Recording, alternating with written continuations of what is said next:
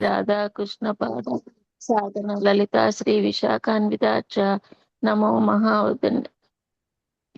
హే కృష్ణ కరుణా సింధు దీనబంధు జగత్పతే గోపేశ గోప్తాకాంత రాధాకాంత నమస్తే తప్త కాంచన గౌరాంగి రాధే వృందావనేశ్వరి వృషభానుసృతే దేవి ప్రణమామి హరిప్రియే నమ నమ. ఓం విష్ణుపాదాయ కృష్ణ ప్రస్థాయ భూతలే శ్రీమతే భక్తి వేదాంత స్వామి నితి నామినే నమస్తే సారస్వతే దేవే గౌరవాణి ప్రచారిణే నిర్విశేష శూన్యవాది పాశ్చాత్య దేశతారిణే వాంఛాకల్పతరుభ్యక్ష కృపా సింధుభ్యైవ చ పతితానాం పావనేభ్యో వైష్ణవేభ్యో నమో నమః. శ్రీకృష్ణ చైతన్య ప్రభు నిత్యానంద శ్రీ అద్వైత గదాధర శివాసాది గౌర భక్త వృంద. హరే కృష్ణ కృష్ణ కృష్ణ హరే హరే హరే రామ రామ రామ హరే హరే. హరే కృష్ణ. జయ శ్రీ చైతన్య జయ జయ శ్రీ చైతన్య జయ నిత్యానంద జయ అద్వైత చంద్ర జయ గౌర భక్త వృంద. జయ శ్రీ చైతన్య 3 సార్లు చెప్పండి. జయ జయ జయ శ్రీ చైతన్య జయ జయ నిత్యానంద జయ అద్వైత చంద్ర చంద్ర జయ గౌర భక్త వృంద. జయ జయ శ్రీ చైతన్య జయ నిత్యానంద జయ అద్వైత చంద్ర జయ గౌర భక్త వృంద. ఓం నమో భగవతే వాసుదేవాయ. ఓం నమో భగవతే వాసుదేవాయ. ఓం నమో భగవతే వాసుదేవాయ. నారాయణం నమస్కృత్యం నరం చైవ నరోత్తమం దేవీం సరస్వతి. చదవాల మాతాజీ? వద్దులే మాతాజీ అవన్నీ. ఓకే మాతాజీ. హరే కృష్ణ. దండత్ ప్రణామ్ మాతాజీ. హరే కృష్ణ. హరే కృష్ణ.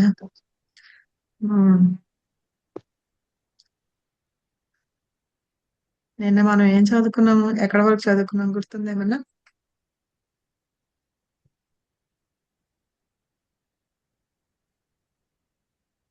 ఏం చదువుకున్నాం గుర్తుందా పోనీ?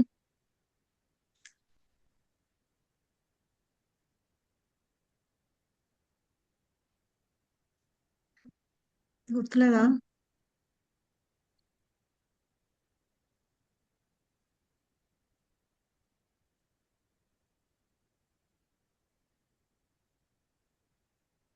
శ్రీల ప్రభుపాద ఉంటున్న ప్లేస్ నుంచి ఇంకో చోటకి వెళ్ళారు. అక్కడ అందరూ మాదక ద్రవ్యాలన్నీ తీసుకుంటూ ఉంటారు. సో వాళ్ళు ఎట్లా అంటే మనుషుల్లాగానే బిహేవ్ చేయరని, వాళ్ళు శ్రీల ప్రభుపాదాన్ని కొంతమంది ఎగతాళి చేయడము అట్లాగా చేస్తూ నడుస్తుంటే తన్నుకుంటూ వెళ్ళడం, అయితే కొంతమంది ఏమో హరే కృష్ణ మాతాజీ. ఆయన టేప్ రికార్డర్ కూడా ఎత్తుకపోతారు, ఆయన దగ్గర అది కూడా ఎత్తుకపోతారు. వాచ్మెన్ ఎత్తుకపోతాడు, మళ్ళీ ఆయన ప్రూఫ్ లేకుండా చేసి మీరెవరో ఎత్తుకపోయారు అని చెప్తే అక్కడ ఉండడం వద్దు అంటే, ఇంతకన్నా వేరే ప్లేస్ లో పోవాలంటే అక్కడ ఇంతకన్నా మాస్ ప్లేస్ ఉంటది, ఇంకా అక్కడ ఉండలేరు అంటారు. అయినా సరే ప్రభుపాద ఏమన్నారు, నేను ఉండే ప్లేస్ ఏంటి నా కోసం అని కాదు, కృష్ణ తోటి మనం కనెక్ట్ అయ్యి ఉండడమే, మనం ఎక్కడున్నా ఒకటే అని. మనం ఎలాంటి ప్లేస్ లో అన్నా ఉండొచ్చు, కానీ కృష్ణకి కనెక్ట్ అయ్యి ఉండాలన్నమాట. అదే పొద్దున చెప్తున్నారు కదా, అసోసియేషన్ గురించి మాట్లాడుతూ ఉన్నారు. నాకు అప్పుడు ఒక పాయింట్ చెప్పాలనిపించి హ్యాండ్ రైస్ చేసా, దించేసా. అంటే పృథు మహారాజ్, పృథు తెలుసు కదా, ఒక రాజు అన్నమాట.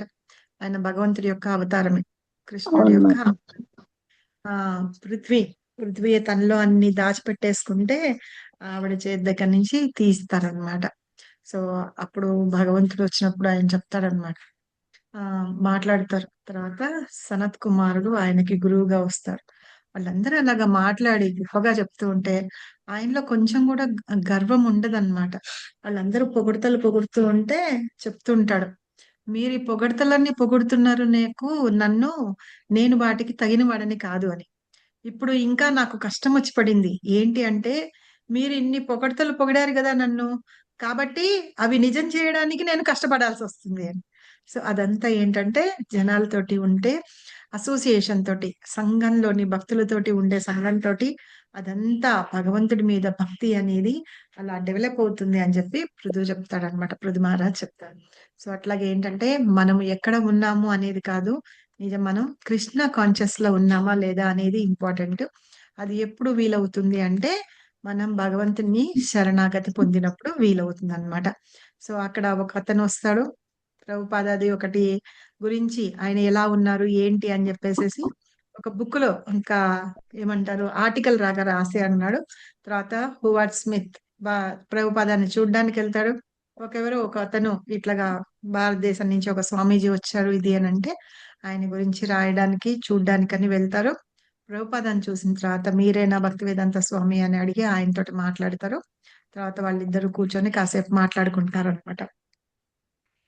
ఇలా మాట్లాడుకున్న తర్వాత ఆ అక్కడ అందరినీ ఒకేలాగా భావించాలి. భారతదేశంలో స్వామీజీలు అని చెప్పడం అతనికి ఇతనికి బాగుండదన్నమాట, నచ్చలేదు.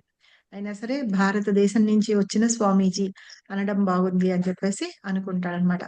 ఇలాంటి గొప్ప గొప్ప వాళ్ళని చూడడము, ఇంకా ఏంటంటే ఎంత విశాల హృదయం కదా శ్రీల ప్రభుపాద్ది, ఎంత నీతి నిజాయితీ పరులాగా కనిపించారు అని అవన్నీ తెలుసుకొని చూసి చాలా మంచి సలహాలను కూడా అడిగి తెలుసుకున్నారనమాట శ్రీల ప్రభుపాద దగ్గర నుంచి.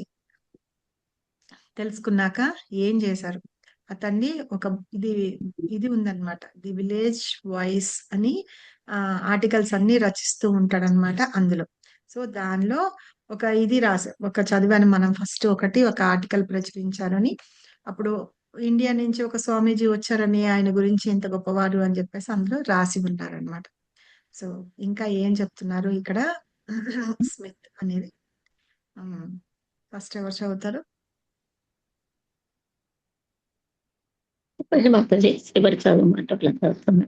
మీరు ప్రేయర్స్ చేశారు కదా, మంగళాచరణ చేశారు కదా, అందుకని.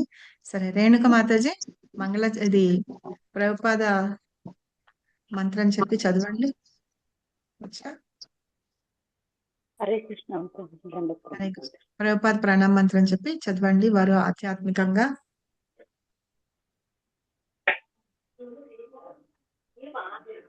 నమో శివాయ. కృష్ణ పృష్ఠాయ భక్తులు శ్రీమతి భక్తి వేదాంత స్వామి నిత్యనామిని నమస్తే సహస్రతే దేవి గౌరవారి ప్రచార నిశేషోన్నవారి కాచార దేశతారి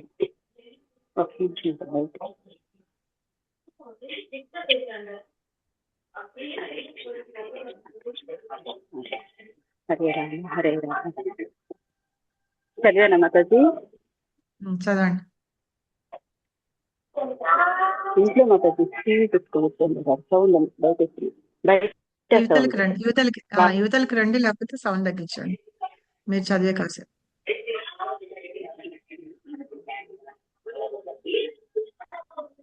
వారు ఆధ్యాత్మికంగా ఎంతో వ్యవహారికమైన వ్యక్తి ఆగుట చేత వారి ఆలోచనలు చక్కగా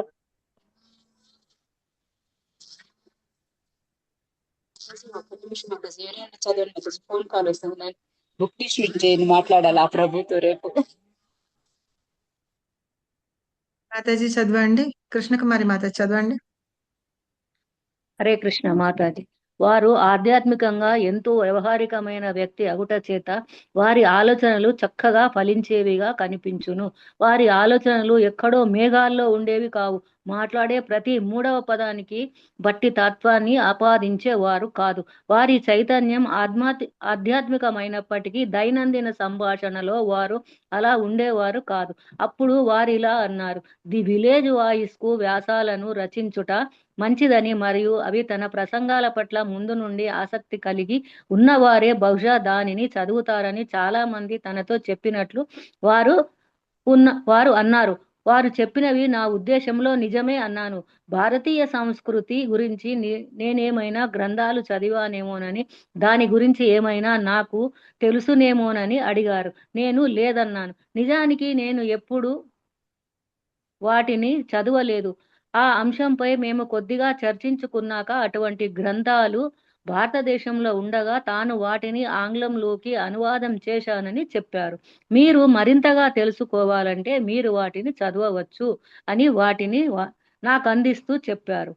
నాకొక విషయం స్పష్టమైంది. భగవంతుణ్ణి దర్శించాను, ఆ విషయాన్నే ప్రజలకు చెప్పాలనుకుంటున్నాను అని భావించే వ్యక్తితో తాను చర్చించుట లేదు. నిజం చెప్పాలంటే వారు నాకంటే ఎక్కువ విద్యావంతునిలా కనిపించారు.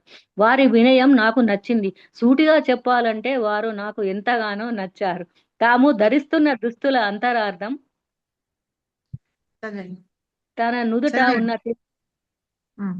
తన నుదుట ఉన్న తిలకం, తన జపమాల సంచి గురించి నేను తెలుసుకోవాలనుకున్న ప్రతి విషయం గురించి వారు వివరించారు. మరియు వాటి వివరణలన్నీ నాకు నచ్చాయి. వారు చెప్పే ప్రతిదీ నిజంగా ఆచరణ సాధ్యం అనిపించింది. తర్వాత వారు ప్రపంచమంతటా తాను నిర్మించాలనుకుంటున్న మందిరాల గురించి చర్చించారు. తర్వాత నిజానికి ఇంకా ఎంతో దూరం పయనించవలసి ఉంది. అందుకు నేను సహనంతో వేచి ఉండుటకు సిద్ధం అన్నారు. హరే కృష్ణ ఈ మాతాజీ. మాటలన్నీ ఎవరు చెప్తున్నారు? శ్రీల స్మిత్ ప్రభుపాద కదా. కాదు మాతాజీ, స్మిత్ చెప్తున్నాడు ప్రభుపాద గురించి. కరెక్టే. ఆయన చెప్తున్నాడు. ఎందుకంటే వెళ్ళి మాట్లాడొచ్చాడు కదా, మాట్లాడుతున్నారు కదా, మాట్లాడిన తర్వాత ఇవన్నీ చెప్తున్నారు అనమాట. అయితే శ్రీల ప్రభుపాద అన్నట ఇది విలేజ్ వాయిస్ వాటిలో వ్యాసాలు రచిస్తాను అంటే మంచిదే, కానీ ఎవరు చదువుతారు? ప్రభుపాద గురించి తెలిసిన వాళ్ళు మాత్రమే చదువుతారు కదా, అదే అన్నారనమాట. అయితే ప్రభుపాద మాట్లాడే ప్రతి దానిలోనూ తత్వాన్ని పెట్టట్లేదు, అంటే ఫిలాసఫీని గురించి మాట్లాడట్లేదు అనమాట. మామూలుగా మన నిజ జీవితంలో ఎట్లా అయితే ఉంటామో వాటి గురించే చర్చిస్తూ ఉన్నారు అని చెప్పేసి అంటూ ఉన్నారట శ్రీల ప్రభుపాద. సో ఇలాగా ప్రభుపాద ఇచ్చే విషయాలన్నీ తెలుసుకోవాలంటే వాటిని మీరు చదవండి అని చెప్తున్నారట వాళ్ళకి, ఎవరికి మీరు తీసుకొని చదవాలని. అయితే అప్పుడు చెప్తాను అనమాట, ఈ ఎవరికి స్మిత్కి అర్థమైందిట, నేను భగవంతుడిని చూశాను, ఎవరైనా సరే అదే మాట్లాడతారు కదా, ఆ విషయాన్ని నేను ప్రజలకు చెప్పాలనుకుంటున్నాను అనే అలా అనుకునే వ్యక్తితోటి కాదు ఈయన మాట్లాడుతున్నది. స్మిత్ ఎవరితోటి మాట్లాడుతున్నారంటే, నిజంగా నేను చాలా విద్యావంతుల్లాగా ఆయన కనిపిస్తున్నా సరే నాకు చాలా వినయంతో విధేయతతోటి ఉన్నారట. ఆ వినయము విధేయత తర్వాత ముక్కుసూటిగా మాట్లాడే పద్ధతి స్మిత్ కి చాలా నచ్చిందిట. అది కాకుండా ఆయన వేసుకున్న దుస్తులు కానీ, ఆయన దుంతుట మీద ఉన్న తిలకం కానీ, చేతిలో ఉన్న జపమాల గురించి, అవన్నీ ఎందుకు వేసుకున్నారు ఏంటి అనే విషయాలని తెలుసుకోవాలని ఇతనికి చాలా ఉత్సాహంగా ఉన్నా ఏం చేశారంటే ప్రతి విషయము ఆయన ప్రతిదీ ఆయన వివరించి చెప్తూ ఉన్నారనమాట. అలా ఎలా అయితే వివరించి చెప్పారో ఆ వివరణలన్నీ ఇతనికి చాలా బాగా నచ్చాయట. సో అవన్నీ చెప్తూ, ఒకవేళ మనిషి అనేది ఎవరైనా అవన్నీ శ్రీల ప్రభుపాద ఆచరించే పద్ధతులన్నీ ఆచరణలో పెట్టాలి అంటే గనక అది నిజంగానే సాధ్యమే అవుతుంది. ప్రతి వాళ్ళు చేయగలుగుతారు. అది పెద్ద కష్టమైన పని ఏం కాదు. అందుకనే ప్రభుపాద అందరికీ మీరు చెయ్యండి, చెయ్యండి అని చెప్తున్నారనమాట. సో ఆ విషయం అవన్నీ ఆయనలో ఉన్నవన్నీ ఇతనికి నచ్చినాయట. తర్వాత ప్రభుపాద అతనికి ఏం చెప్పారు, మొత్తం ప్రపంచమంతటా కృష్ణ మందిరాలు నిర్మించాలనుకుంటున్నానని మాట్లాడారట. సో ఆ విషయం కూడా ఇతనికి చాలా ఆనందాన్ని కలిగించింది మంచిగా. కాబట్టి ఇంకా ఏంటంటే నేను ఇంత కాదు, ఇంకా చాలా దూరం ప్రయాణించాల్సింది అంటేను, అన్ని చోట్ల మందిరం నిర్మించాలి అంటే ఇంకా ఎంతగానో చేయాలి కదా, ట్రావెల్ చేయాలి. అవన్నీ నేను సహనంతోటి వేచి ఉంటాను, నేను అన్నిటికీ నేను సిద్ధంగా ఉన్నాను అని శ్రీల ప్రభుపాద అన్నారట. సో దాంతోటి ఇతనికి చాలా మంచి అభిప్రాయం ఏర్పడింది. చూడంగానే ఫస్ట్ అలాగా మాట్లాడిన తర్వాత ఇంకా మంచి అభిప్రాయం ఏర్పడింది అనమాట. నెక్స్ట్ చదువుతారు దేవశ్రీ మాతాజీ, చదవండి. హరే కృష్ణ మాతాజీ. శ్రీల ప్రభుపాదకి జై. ఎప్పటికై మాతాజీ కొంచెం పైకన్నారా, ఎప్పటికైనా America village voice. Okay okay okay. The village voice పత్రిక తన వ్యాసంలో పేర్కొనిన వారి అమెరికన్ చర్చి పట్ల భక్తి వేదాంత స్వామికి ఆశలు ఉండేవి. వారి ప్రసంగాలు మరియు కీర్తనలు ఎంతో ఉత్సాహకరంగా ఉండేవి. కనీసము కొందరైనా క్రమంగా వచ్చి వారిని వింటున్నారు. కానీ భారతదేశం నుండి ఏ మాత్రము ఆశ కనిపించుటలేదు. వారు క్రమం తప్పకుండా సుమతి మొరార్జీతో, తన గురుబాయిలతో మరియు భారత కేంద్ర ప్రభుత్వంతో ఉత్తర ప్రత్యుత్తరాలను జరుపుతూనే ఉన్నారు. కానీ వారి జవాబులు ప్రోత్సాహకరంగా ఉండేవి కావు. ఎప్పటికైనా అమెరికాలో కృష్ణ చైతన్య స్థాపించబడాలంటే అది భారతదేశ ప్రభుత్వపు సహాయము మరియు అక్కడి ఆర్థికవేత్తల సహకారము లేకుండానే జరగాల్సి ఉంటుంది. భక్తి వేదాంత స్వామికి శ్రీకృష్ణ భగవానుడు తన సంకల్పాన్ని మరో విధంగా తెలియజేస్తున్నాడు. వారు బోరిలోని మేడపై గల గదిలోకి వస్తున్న యువతి యువకుల వైపునకు తన శక్తినంతటిని మరల్చవలసి ఉందని గ్రహించారు. వారు సుమతి మొరార్జీకి ఇలా వ్రాశారు: స్థానిక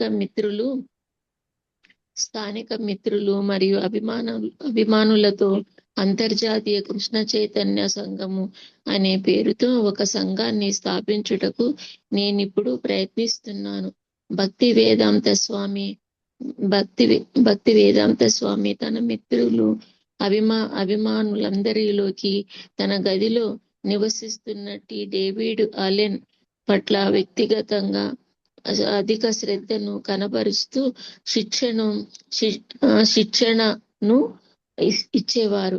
అమెరికాలో ప్రథమ ప్రామాణిక వైష్ణవుడయ్యే ప్రత్యేక అవకాశాన్ని డేవిడ్ అలెన్ ఇస్తున్నట్లుగా వారు భావించారు.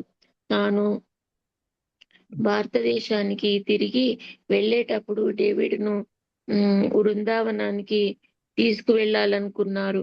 మందిరంలోని అర్చనా విధానాలను చూపించి భవిష్యత్తులో పశ్చిమ దేశాలలో బోధించుటకు అతనికి శిక్షణ ఇవ్వాలనుకున్నారు. మాతాజీ కొంచెం పైకి ఉండండి మాతాజీ. అయితే ఇక్కడ ఏంటంటే శ్రీల ప్రభుపాద ఈ విలేజ్ వాయిస్ పత్రికలో వ్యాసాలు రాస్తే వారి అమెరికన్ చర్చి పట్ల వ్యాసంలో పేర్కొన్నారట. ఆయనకి ఆశలు ఉండేవి. ఏంటంటే టెంపుల్ కట్టాలని ఉంది కదా, అందుకని ఆశలు ఉండేవన్నమాట. అయితే ఆయన కీర్తనలు అన్ని ప్రోత్సాహకరంగానే ఉండేవి, కానీ కొంతమంది మాత్రమే వింటూ ఉండేవాళ్ళు అనమాట. అయితే ఇక్కడ ఈయన టెంపుల్ అవన్నీ స్టార్ట్ చేయాలంటే ఇండియా నుంచి ఎలాంటి హెల్ప్ దొరుకుతుంది అంటే, ఇండియా నుంచి అంటే ఇండియాలో ఉన్న వాళ్ళు ఎవరు హెల్ప్ చేస్తారు అని అది కొంచెం కూడా ఇది అనిపించట్లేదు అనమాట. ఈవిడ సుమతి మొరార్జీ ఎవరైతే పంపించారో తన ఈ జలదూత్ దానిలో పంపించారో ఆవిడకి లెటర్లు రాస్తూ ఉండేవాళ్ళు. కానీ ఆ లెటర్స్ లో ఏంటంటే మేము సహాయం చేస్తాము అన్నట్టుగా ఉండేది కాదనమాట. సరే, తర్వాత ఏంటంటే ఇప్పుడు కృష్ణ కాన్షియస్ ది స్టార్ట్ చేయాలి అంటే వాళ్ళకి ఫండ్స్ కావాలి. సో అది కృష్ణ సంకల్పం ఎలా ఉంటుందో ఆలోచిద్దాము అని చెప్పేసి ఇంకా శ్రీల ప్రభుపాద దాని గురించి ప్రయత్నం అయితే చేస్తూ ఉన్నారనమాట. ఇప్పుడు బోరిలో ఉన్నారు కదా, అక్కడ ఆయన అక్కడ ఉన్న యువకులు యూత్ వాళ్ళందరూ కూడా ఏంటంటే వాళ్ళందరినీ కూడా మంచి డివోటీస్ లాగా మార్చాలి అని చెప్పి రాస్తూ ఇక్కడ మొరార్జీ దేశాయికి ఆవిడకి సుమతి మొరార్జీకి ఒక లెటర్ రాశారనమాట. నేను ఒక ఇస్కాన్ అనే సంస్థని స్థాపించాలనుకుంటున్నాను ఇది అని చెప్పి చెప్పారు. కానీ అక్కడ వాళ్ళల్లో అక్కడి నుంచి ఆవిడ దగ్గర నుంచి ఏమి రిప్లై సవ్యంగా రాలేదన్నమాట. ఇక్కడ డేవిడ్ అలెన్ అని ఒక అతను ఉండేవాడు. అతను ఏంటంటే శ్రీల ప్రభుపాదకి ఇప్పుడు ఎవరైనా సరే మనం కొంచెం బాగా శ్రద్ధ కనిపిస్తూ ఉన్నాం అనుకోండి, వాళ్ళ మీద మనకి కొంచెం ఏమైనా నేర్పించాలి అది అనిపిస్తుంది. సరే, ఏమైనా క్వశ్చన్స్ అడుగుతూ డౌట్స్ అడుగుతూ వాళ్ళతోటి ఉంటూ ఉన్నారనుకోండి, టీచర్స్ కి ఎప్పుడైనా ఆ పిల్లల మీద శ్రద్ధ ఎక్కువ ఉంటుంది. సో అట్లా ఉండేటప్పటికీ డేవిడ్ అలెన్ అనే అతని మీద ప్రభుపాదకి ప్రత్యేకమైన శ్రద్ధ అనేది వచ్చిందనమాట. ఇంకా బృందావన్ వెళ్ళేటప్పుడు డేవిడ్ ని కూడా తీసుకువెళ్దాము అనుకున్నారట. ఎందుకు అంటే అక్కడ టెంపుల్స్ లో అర్చన విధానం ఎలా ఉంటుంది, ఎలా చేస్తారు అని అతనికి శిక్షణ ఇస్తే అతను తీసుకెళ్లి పశ్చిమ దేశాల్లో అక్కడ అటువైపు వాళ్ళందరికీ కూడా శిక్షణ ఇస్తాడు అనే ఉద్దేశంతో అతనికి చెప్పాలనుకున్నట్ట. కుమారి మాతాజీ చదవండి. హరే కృష్ణ మాతాజీ. ఒకరోజు సాయంత్రం భక్తి వేదాంత స్వామి ప్రసంగం మధ్యలో ఇలా అన్నారు: నేను ఈ విషయాన్ని చెప్పటకు మిక్కిలి సంతోషిస్తున్నాను. మన డేవిడ్ కొన్నిసార్లు స్వామీజీ వెంటనే నా ఆధ్యాత్మిక జీవితాన్ని మరింతగా వృద్ధి చేసుకోవాలనుకుంటున్నాను అని చెబుతుంటాడు. డేవిడ్ తొందరపాటు తనాన్ని అనుకరిస్తూ భక్తి వేదాంత స్వామి నవ్వేవారు. సహనం వహించు అని నేను చెప్తూ ఉంటాను. అది ఎలాగో జరుగుతుంది. నీకు అటువంటి కోరిక ఉన్నట్లయితే భగవంతుడు నీకు తప్పక సహాయం చేస్తాడు. భగవంతుడు నీలో ఉన్నాడు. అతడు నీవెంత శ్రద్ధావంతుడివో చూసుకుంటూ ప్రయత్నించు. అప్పుడు నీ ఆధ్యాత్మిక జీవితాన్ని పెంపొందించుకోవటము కావలసిన అన్ని అవకాశాలను భగవంతుడు నీకు అందిస్తాడు. మొదట్లో భక్తి వేదాంత స్వామి మరియు డేవిడ్ అలెన్ ఇద్దరును ఆ పెద్ద గదిలో ప్రశాంతంగానే ఉండేవారు. స్వామీజీ తనకు కేటాయించబడిన భాగములో ఏకాగ్రతతో తన పనిని తాను చేసుకుండేవారు. మిగిలిన ఖాళీ స్థలంలో డేవిడ్ ఇటు అటు తిరుగుతూ గడిపేవారు. మారిజువానా, ఎల్ఎస్డి ఇంకా అలాంటి మాదక ద్రవ్యాలను తీసుకునుటను మానేవాడు కాదు. స్వామీజీకి అతన్ని భరించటము తప్ప మరో మార్గం లేదు. ఎన్నోసార్లు అలాంటి మత్తుమందులను అతన్ని ఆధ్యాత్మిక జీవితానికి సహకరించవని డేవిడ్కు చెబుతూ ఉండేవారు. డేవిడ్ వినేవాడు కాదు. క్రమంగా అతడు స్వామీజీకి దూరం కాసాగాడు. ఆ మేడ పైన గల కొట్టు గదినే ఒక మందిరముగా మార్చాలనే ప్రణాళిక భక్తి వేదాంత స్వామి మనసులో ఉండేది. దానినే న్యూయార్కులో రాధాకృష్ణుల ప్రథమ మందిరముగా రూపొందించాలని భావించారు. దానికి డేవిడ్ సహకారాన్ని ఆశించారు. వారి చుట్టుప్రక్కల ప్రదేశము ప్రపంచంలో గల ఒక మిక్కిలి దుర్బల ప్రదేశమైనప్పటికీ భక్తి వేదాంత స్వామి జైపూర్ నుంచి గాని బృందావనం నుండి గాని విగ్రహాలను తీసుకువచ్చి బోరీ మందిరంలో అర్చన పద్ధతిని ప్రారంభించాలని చెబుతూ ఉండేవారు. డేవిడ్ అందుకు సహకరిస్తాడని వారు భావించారు. వారు ఇరువురు ఒకే గదిలో ఉంటున్నారు కనుక డేవిడ్ సహకరించకపోవటం అనేది ఉండదు. అయితే దాని కొరకు అతడు తన దురలవాట్లు నన్నిటినీ మానుకోవాల్సి ఉంటుందని వారు భావించారు. హరే కృష్ణ.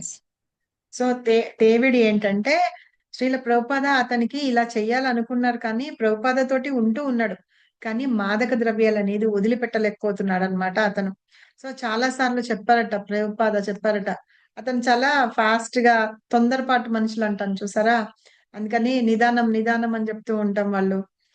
తర్వాత మళ్ళీ వాళ్ళకి సహనం వహించమని చెప్తూ ఉండేవాళ్ళంట శ్రీల ప్రభుపాద. సో ఎప్పుడైనా సరే నువ్వు చేసిన దానికి భగవంతుడు తప్పకుండా నీకు హెల్ప్ చేస్తాడు అని చెప్పి అతనికి చెప్తూ ఉండేవాడు, కానీ అతను ఆ మాదక ద్రవ్యాలు వదలలేకపోయేవాడట. అవేవో ఇక్కడ పేర్లు రాశారు, వాటిని అస్సలు మానేవాడు కాదట. అయితే ఇంకా వినకపోవడం కూడా ఇంకా ఏంటంటే ప్రభుపాదకి కొంచెం అతను దూరం అవుతూ ఉండేవాళ్ళు అనమాట. ప్రభుపాదతో రూమ్ లోనే ఉంటూ ఉన్నాడు. ఇప్పుడు ప్రభుపాద ఫస్ట్ ఒక మందిరం అనేది ప్రారంభించాలి అంటే ఆయన ఉంటున్న ప్లేస్ లోనే దేవుడు సహకరిస్తే గనక చేద్దాము, చుట్టుపక్కల వాళ్ళందరినీ కూడా తీసుకొని వచ్చేసి ఇక్కడ ఉంచి అబ్బోరి ఉంది చూసారా, ఆ ప్రదేశంలో ఉన్నారు కదా ప్రభుపాద, అక్కడే ఒక మందిరం లాగా పెట్టి అర్చన అవి చేయడం మొదలు పెట్టాలి అనుకున్నట్ట. కానీ ఈ డేవిడ్ సహకరిస్తాడా లేదా అని చెప్పేసి అనుకున్నారు. ఎందుకంటే అతన్ని సహకరించాలంటే ఫస్ట్ అతనికున్న ఈ దురలవాట్లు, డ్రగ్ అడిక్ట్స్ కాబట్టి అవి మానేయాలన్నమాట. అవి మానేస్తారా లేదా అనేసి అనుకుంటూ ఉన్నారట. నెక్స్ట్ చదవండి, అరుణ మాతాజీ చదవండి.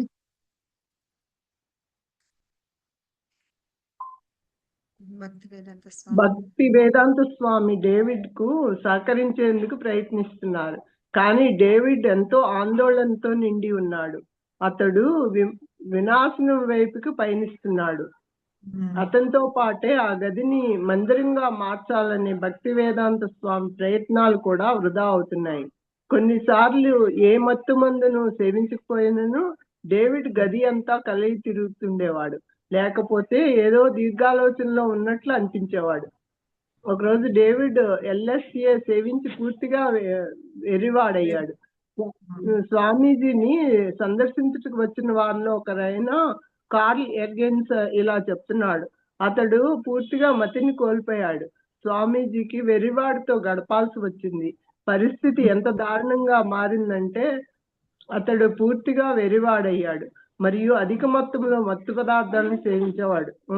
కానీ నిజమైన ఉన్మాదం హఠాత్తుగా ఏర్పడింది. భక్తి వేదాంత స్వామి తన టైప్ రైటర్ తో ప్రశాంతంగా పనిచేసుకుంటున్నారు. డేవిడ్కి పూర్తిగా మతి తప్పింది. డేవిడ్ మూలుగుతూ విశాలమైన ఆ గదిలో 4 ప్రక్కలా తిరగడం మొదలుపెట్టాడు. అరుస్తూ కేకలు పెడుతూ గదిలో పరిగెత్తసాగాడు. స్వామీజీ దగ్గరికి వెళ్ళాడు. హఠాత్తుగా భక్తి వేదాంత స్వామి డేవిడ్ ని చూశారు.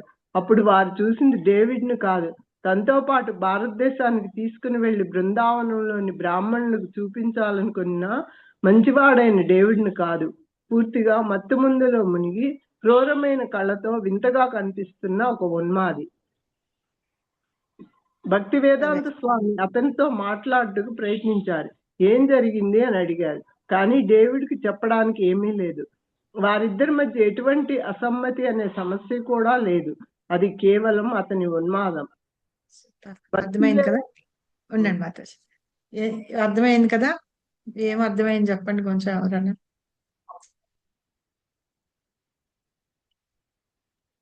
డేవిడ్ కు అన్ని నేర్పించి ఆ మంచిగా చేసి బృందావనికి అట్లా తీసుకెళ్లాలని ఉంది, కానీ ఆయన మారక ద్రవ్యాలు తీసుకుంటున్నాడు, ఇవి మానుకుంటే నువ్వు చాలా బాగుంటదని చెప్తున్నాడు, కానీ అవి మానుకుంటలేడు. ఇంకా అక్కడ ఒక టెంపుల్ కూడా నిర్మించాలనుకుంటున్నాడు ఆయన సహాయంతో. అది ఎల్ఎస్ అనే పదార్థం ఏదో తీసుకొని ఇంకా ఉన్మాదం లాగా చేసిండు అని అంతవరకు అర్థమైంది. ఆ రూమ్ లో ఒక రూమ్ ఉంది కదా, ప్రభుపాదతో పాటు అతను ఉంటుంటాడు కదా, అది విపరీతంగా తీసుకొని, అంటే పిచ్చెక్కిపోయిన వాళ్ళలాగా అన్నమాట, వెర్రిగా ఇచ్చేసి అలా తిరుగుతూ అరుస్తూ కేకలు పెడుతూ అట్లా ఉన్నాడు అనమాట. అతన్ని చూసేప్పటికి ఇతన్నా నేను తీసుకెళ్లాలనుకున్నాను అని చెప్పి అనుకున్నారు. తర్వాత డేవిడ్ ని ఏమైంది అని అడిగితే అతను ఏమి కాలేదు అన్నట్టుగా ఏమి మాట్లాడట్లేదట. అయితే అతనిలో ఆ డ్రగ్స్ అవి తీసుకోవడం మూలంగా ఒక ఉన్మాదం అనేది ఎక్కుతుంది అనమాట, బాగా ఉంది. కాబట్టి ఏంటంటే ఏం చేస్తారు శ్రీల ప్రభుపాద పాపం. చూడండి, మనము ఎంతో అనుకుంటాం చూసారా, చాలా మంది అంటారు నేను వీళ్ళకి చెప్పాను వినట్లేదు, మా ఇంట్లో చెప్పాను వినట్లేదు అని అంటారు. ప్రభుపాద ఎంత కష్టపడుతున్నారు చూడండి. ఒక డ్రగ్ అడిక్ట్ గా ఉన్నాడు, అతన్ని మార్చాలి, మందిరం కనిపించాలి, తర్వాత అర్చనా విధానాలన్నీ నేర్పించి అతన్ని బృందావనం తీసుకెళ్లి అందరికి చూపించాలనుకున్నాడు. ఇతను చూడండి అని చెప్పి అట్లాగా ఉన్న వాళ్ళల్లో ఒక అతను మాత్రమే ప్రభుపాదతో ఉన్నాడు. అతను మరి పిచ్చోళ్ళలాగా వెర్రితల లేసినట్టుగా అతను డ్రగ్స్ తీసుకొని చేస్తూ ఉన్నాడు అనమాట. మనం మామూలుగా ఉన్న మనుషులనే చాంటింగ్ చేయండి అన్నప్పుడు వినలేదు, నేను ఎన్నిసార్లు చెప్పాను వినలేదు, అన్నిసార్లు చెప్పాను వినలేదు అంటారు. చూడండి, ప్రభుపాద అక్కడికి వెళ్ళి ఎంత కష్టపడి అలాంటి వాళ్ళందరినీ కూడా మార్చి భక్తుల్ని చేశారు. సో ఇక్కడ చదవండి ఎవరన్నా నెక్స్ట్. నాగచంద్రిక మాతాజీ చదవండి. హరే కృష్ణ మాతాజీ, ఇప్పుడు చదివానా మాతాజీ? బాగానే ఉందా మీకు? బాగుంది మాతాజీ. చదవండి. భక్తి వేదాంత స్వామి మేడలోని 4 అంతస్తుల నుండి వేగంగా క్రిందకు దిగారు. తనకు సంబంధించిన సామాన్యులను సర్దుకునేందుకు గాని, ఇతర చోటికి ఎక్కడికైనా వెళ్లాలనే విషయాన్ని గురించి ఆలోచించుటకు గాని, తిరిగి అక్కడికి రావాలా లేదా అను విషయాలను నిర్ణయించుకొనుటకు గాని స్వామీజీ అక్కడ క్షణకాలం కూడా నిలవలేదు. దేనిని నిర్ణయించుకునేందుకు వ్యవధి లేనంతగా దిగ్భ్రాంతులయ్యారు. వారు డేవిడ్ ఉన్నాదం నుండి కూర్చుని ఉన్నారు. అలవాటు ప్రకారం వారు మర్యాద దూరంగా వెళ్ళిపోతున్నారు. వారు దేవుడి ఉన్మాదం నుండి దూరంగా వెళ్ళిపోతున్నారు. ఉన్మాదం నుండి దూరంగా వెళ్ళిపోతున్నారు. గుమ్మంలో మత్తు మందులను సేవించు త్రాగుబోతుల కూర్చుని ఉన్నారు. అలవాటు ప్రకారం వారు మర్యాదతో అభివాదం చేసి వారికి దారి ఇచ్చారు. ఏమవుతుంది? అదే దారి ఇచ్చారు వాళ్ళు కూడా అంటున్నారు. చేసేవారికి దారి ఇచ్చారు. స్వామీజీ ఇంట్లోకి రావడం, బయటకు వెళ్ళడం, సరుకులు కొనేందుకు వెళ్ళడం, తిరిగి రావడం వారికి అలవాటే కనుక వారు వారిని పట్టించుకోలేదు. కానీ వారు ఈ రోజు బజారుకు వెళ్ళడం లేదు. వారెక్కడకు వెడుతున్నారో వారికే తెలియదు. ఎక్కడికి వెళ్ళాలో తెలియకుండానే వారు వీధిలోకి వచ్చేశారు. అయితే శ్రీల ప్రభుపాద ఏం చేశారంటే, అతను అంత ఉన్మాదిలాగా ప్రవర్తిస్తున్నాడు కదా, అందుకని సామాన్లు సర్దేసుకొని బయటకు వచ్చేస్తున్నమాట. మామూలుగా అక్కడ కింద కూడా తాగి డ్రగ్స్ తీసుకొని అన్ని ఉంటారు చూసారా, వాళ్ళందరూ కొంతమంది ప్రభుపాదకి సైగలతోటి సెల్యూట్ చేయడము లేకపోతే నమస్కారం పెట్టడము అలాంటివన్నీ గౌరవపూర్వకంగా చేస్తూ ఉండేవాళ్ళట. సో ఇప్పుడు వాళ్ళందరూ కూడా దారి ఇచ్చారట, మర్యాదతోటి దారి ఇచ్చారు. కానీ ఇప్పుడు స్వామీజీ ఏం చేస్తున్నారు, కూరలు కొనుక్కోను సామాన్లు కొనుక్కోను మళ్ళీ రూమ్ లోకి వెళ్ళట్లేదు. ఎటువైపు వెళ్తున్నారో ఆయనకే తెలియదు, ఎక్కడికి వెళ్ళాలో కూడా ఆయనకే తెలియదు అనమాట. అదే ఆలోచిస్తూ ఉన్నారనమాట. ఇప్పుడు బజార్లోకి వచ్చి ఎక్కడికి వెళ్ళాలో తెలియకుండా కూర్చొని ఉన్నారు. నెక్స్ట్ చదవండి. వారు తిరిగి ఆ ఇంటికి వెళ్ళబోవుట లేదు, అది నిశ్చయం. కానీ వారెక్కడికి వెళ్ళగలరు? పావురాలు ఒక ఇంటిపై నుండి మరో ఇంటికి పైకి ఎగురుతున్నాయి. వీధిలో వాహనాలు అటు ఇటు పరిగెడుతున్నాయి. చౌకబారు విషప్రాయమైన సారాయిని త్రాగుతూ ఎప్పుడు అక్కడే దొర్లే త్రాగుబోతులు తారసపడుతూనే ఉన్నారు. హఠాత్తుగా భక్తివేదాంత స్వామి గృహం ఘోరకూపంగా మారడమే కాదు, దాని గుమ్మం ముందున్న వీధి కూడా నరకప్రాయంగా మారింది. వారు కంపించుకుపోయారు. మిశ్రాను అడిగినచో వారికి ఆశ్రయం లభించవచ్చు. కానీ తన జీవితంలో ఆ అధ్యాయం ఎప్పుడో ముగిసిపోయింది. తనకు తన బోధనా తరగతులు ఉన్నాయి. యువకులు వచ్చి కీర్తనలో పాల్గొంటున్నారు, వింటున్నారు. ఇప్పుడు అవన్నీ ముగిసినట్లేనా? అమెరికాలో 9 నెలలు గడిపిన తర్వాత తన ప్రసంగాలకు మరియు కీర్తనకు ఇక్కడ మంచి స్పందన లభించింది. ఇప్పుడు దీనిని విడిచి వెళ్ళలేరు. ఎంత బాగుంది కదా, మీకు కనిపించేస్తుందా? ప్రభుపాద అక్కడి నుంచి వెళ్ళలేరు. ఆ రోడ్లన్నీ ఎంత నరకప్రాయంగా ఉన్నాయట. ఎట్లా వెళ్ళాలి ఏంటి అని అర్థం కాకుండా ఉందట. అంటే ఇక్కడ ఇప్పుడు ఉంటున్న ప్లేస్ లో ఉన్న అధ్యాయం ఏదైతే అది ముగిసిపోయింది. అంటే ఇక్కడ నుంచి వెళ్ళిపోవాలి, అక్కడ ఉండే పరిస్థితి లేదనమాట. ఎందుకంటే అతను ఒక ఉన్మాదిలాగా తయారయ్యాడు డేవిడ్. అందుకని అక్కడి నుంచి వెళ్ళిపోవాలన్నమాట. సో ఇక్కడ 9 నెలలు ఉన్నారు అమెరికాలో ఉండి ఆయన కీర్తనకి ప్రసంగాలకి కొంతమంది స్పందిస్తూ ఉన్నారు. ఇప్పుడు ఇక్కడి నుంచి వెళ్ళిపోవాలంటే ఎలా వెళ్తారు? విడిచి వెళ్ళిపోలేరు అనమాట ప్రభుపాద. నెక్స్ట్ ఎవరైనా చదవండి. హరే కృష్ణ మాత. దండవత్ ప్రణామం. శ్రీల ప్రభుపాదకి జై. గొప్ప విద్వాంసునిగా భక్తునిగా బృందావనంలో ప్రతి ఒక్కరి చేత గౌరవించబడి భారత ఉపరాష్ట్రపతితో సహా ఎంతో మంది ప్రముఖుల ఆహ్వానాలను అందుకున్న అదే ఏసీ భక్తి వేదాంత స్వామి మహారాజుకు ఇప్పుడు అమెరికాలో మంచి హోదా కలిగిన స్నేహితుడు ఏ ఒక్కడూ లేడనే కఠిన సత్యాన్ని ఎదుర్కోవలసి వచ్చింది. హఠాత్తుగా ఆ వీధిలోని త్రాగుబోతుల వలనే వారు కూడా ఇప్పుడు నిరాశ్రులయ్యాను.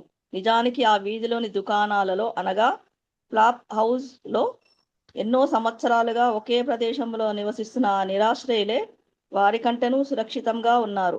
వారు పతనమైనను ఒక చోట స్థిరపడి ఉన్నారు. ఒక నిర్దిష్టమైన గమ్యం అంటూ లేకుండా బోరిలో ఉండుట అంటే నరకంలో ఉండుటయే. వెడితే దుకాణానికి, లేకుంటే తిరిగి తన గదికి వెళ్ళాలి.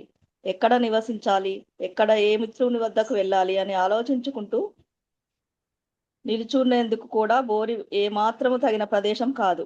వారు చైనా టౌన్లోని దుకాణానికి దేనికో కొనడానికి వెళ్ళుట లేదు. ఏదో కొద్ది దూరం వ్యాహ్యాలికి వెళ్ళి తిరిగి తన గదికి వెళ్ళుటకు కూడా వెళ్ళుట లేదు. వారు తిరిగి తన గదికి వెళ్ళకపోతే నివసించేందుకు మరొక ప్రదేశం అనేది ఉండదు. అమెరికాలో ఇటువంటి వెర్రి వాళ్ళ మధ్య అర్థమవుతుంది కదా, ఎక్స్ప్లెయిన్ చేయక్కర్లే కదా.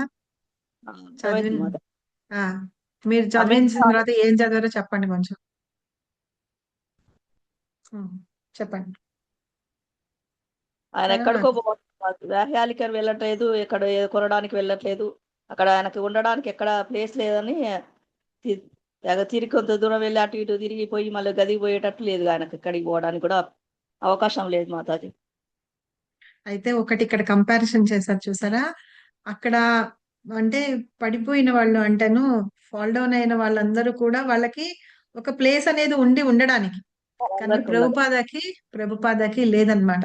అక్కడి నుంచి మళ్ళీ ఎక్కడికి వెళ్ళాలి, ఎక్కడ ఉండాలి, ఏ ప్రదేశంలో ఉండాలి. ఇండియాలో మన ఉపరాష్ట్రపతి వాళ్ళందరి చేత సన్మానాలు అందుకున్న ఆయన ఇప్పుడు అమెరికాలో వచ్చేప్పటికి ఒకళ్ళు సహాయం చేసేటందుకు ఎవరు లేరు. అది అన్నమాట. అలాగే ఇప్పుడు ఇక్కడ వదిలిపెట్టి వెళ్తే మళ్ళీ ఎక్కడికి వెళ్ళాలి తెలియదు. ఆయనకు ఉండడానికి ప్రత్యేకంగా ఒక ప్లేస్ అంటూ ఏమీ లేదు. అది అది మళ్ళీ వెళ్ళాలి, వెతుక్కోవాలి, ఎక్కడ ఉండాలి వెతుక్కోవాలన్నమాట. అదే ఇక్కడ చెప్పారు. చదవండి మాతాజీ. అమెరికాలో ఇటువంటి వెడివాల మధ్య ప్రచారం చేయడం చాలా కష్టం అనే విషయాన్ని వారు తొలిసారిగా బోస్టన్ నౌకాశ్రయంలో కాలు పెట్టిన రోజున తాను తన భవిష్యత్తును కవితా రూపంలో ఇలా రచించారు. నా ప్రియమైన ప్రభు, నీవు నన్ను ఇక్కడికి ఎందుకు తీసుకొచ్చావో నాకు తెలియదు. ఇప్పుడు నీవు నన్ను నీ ఇష్టాసారంగా ఆడించుము. అయినను నేను ఊహించగలను నీకు ఇక్కడ చేయాల్సిన కార్యమేదో ఉన్నది. లేకపోతే ఈ ఘోరమైన ప్రదేశానికి నన్నెందుకు తీసుకొస్తావు? నియమానుసారంగా ఏర్పరిచిన అతని బోధనా తరగతుల మాట ఏమిటి? డేవిడ్ సంగతి ఏమిటి? వెనుకకు మరలి ఆ యువకునితో మాట్లాడటకు ప్రయత్నించవలెనా? ఇది డేవిడ్ కలిగించిన ప్రథమ ఆందోళన. కానీ మరింకెన్నో ఆందోళనలు కలిగించు విషయాలు కలవు. డేవిడ్ మరొక అలవాటు స్నానాల గదిలో సబ్బు బిళ్ళలను నేలపైననే విడిచి వెళ్ళడం. అలా వదిలేస్తే ప్రమాదం కనుక అలా చేయవద్దని స్వామీజీ ఎన్నిసార్లు చెప్పారు. అయినను డేవిడ్ వినేవాడు కాదు. అయినను భక్తివేదాంత స్వామి పదే పదే గుర్తు చేస్తుండేవారు. ఒక రోజున డేవిడ్కు కోపం వచ్చి స్వామీజీపై గట్టిగా అరిచారు. అయినను వారి మధ్య వాస్తవంగా శత్రుత్వం అంటూ ఏమీ లేదు. చివరకు ఈ రోజు జరిగిన ఈ సంఘటన కూడా వారు వ్యక్తిగత అభిప్రాయ భేదాల వల్ల ఏర్పడింది కాదు. ఆ యువకుడు మత్తు మందులకు బానిసవడమే దీనికి అంతటి కారణము. సూపర్. ఉండండి. అయితే ఇక్కడ ప్రభుపాద ఏం చెప్తున్నారంటే, అక్కడ వీళ్ళిద్దరూ కలిసి ఉంటూ ఉండేవాళ్ళు కదా. అతను ప్రభుపాద మాట వినకపోవడం, చేయకపోవడం ఉండేది కాదు. సింపుల్ విషయాలు చెప్తాను అనమాట. సబ్బులు మనం స్నానం చేసి మన ఇంట్లలో కూడా పిల్లలు పడేస్తూ ఉంటారు. అది అక్కడ ఉంటే కనుక జారి పడతాం కదా, ప్రమాదకరం. అది ప్రభుపాద అతనికి చెప్తూ ఉండేవాడు. అయినా సరే ఆ వాడు అలాగే చేస్తూ ఉండేవాడు, డేవిడ్ అని అతను. ఇవాళ కూడా అతను అలాగా భీకరంగా ప్రవర్తించడానికి, ఉన్మాదిలాగా ప్రవర్తించడానికి కారణం ఏంటంటే, ఆ పిల్లాడు మత్తు మందులు తీసుకుంటున్నాడు కాబట్టి, వాటికి బానిస అయిపోయాడు కాబట్టి అలా బిహేవ్ చేస్తున్నాడు అని ఇక్కడ చెప్తున్నారు అనమాట. నాగచంద్రిక మాతాజీ చదవండి. Thank you Mataji. హరే కృష్ణ. ఈ విషయం ఇంకొకటి మనకి స్టార్టింగ్ లో అక్కడ ప్రభుపాద వచ్చినప్పుడు పోర్ట్ షిప్స్ అన్ని ఆగుతాయి కదా, ఆ పోర్టుకు వచ్చినప్పుడు అన్నారనమాట, నన్ను ఇక్కడికి ఎందుకు తీసుకొచ్చావు నువ్వు తెలీదు, నీ చేతిలో నన్ను ఒక కీలు బొమ్మలాగా పపెట్ లాగా నువ్వు ఉపయోగించుకోవటానికే తీసుకొచ్చావు, లేకపోతే ఏదో విషయం ఉంది కాబట్టి నన్ను తీసుకొచ్చావు, లేకపోతే నన్ను ఇక్కడికి ఎందుకు తీసుకొస్తావు అని శ్రీల ప్రభుపాద ఒకటి కవిత్వం లాగా రాశారనమాట. అది పాడతారు కూడా, ప్రభుపాద దానిలో పాడుతూ ఉంటారు. సో అది గుర్తు తెచ్చుకున్నారనమాట మళ్ళీ ఒకసారి. చదవండి మాతాజీ. హరే కృష్ణ. భక్తి వేదాంత స్వామి వేగంగా ముందుకు నడిచారు. సింధియా నౌకలు ఉచితంగా ప్రయాణం చేయుటకు తనకు అనుమతి ఉంది. తాను తిరిగి బృందావనానికి వెళ్ళిపోవచ్చు. కానీ తన ఆధ్యాత్మిక ఆచార్యుడు తనను అమెరికాకు వెళ్ళమని ఆదేశించారు. శ్రీమద్ భక్తి సిద్ధాంత సరస్వతి ఠాకూర్ల వారి గాఢమైన ఆకాంక్ష వలన వారు అట్లాంటిక్ మహాసముద్రాన్ని దాటుతున్నప్పుడు ఇలా వ్రాసుకున్నారు. పాశ్చాత్య దేశాలన్నిట్లోనూ గౌరాంగ మహాప్రభు పవిత్రనామం వ్యాపించును. సాయంకాలంలోగా తాను నివసించేందుకు ఒక నివాస స్థలాన్ని సంపాదించుకోవాలి. తన బోధనా ప్రచారాన్ని కొనసాగించేందుకు ఒక మార్గాన్ని కూడా కనుగొనాలి. ప్రభుత్వ బాధ్యత గాని, మతపరమైన సంస్థ సహకారం గాని, కష్టసుఖాలు చూసేందుకు దాత గాని లేకుండా పనిచేయుట వలన కలిగే పరిణామాలు ఇవే. దీని అర్థం అభద్రత మరియు హానికరమైన పరిస్థితికి గురవటం.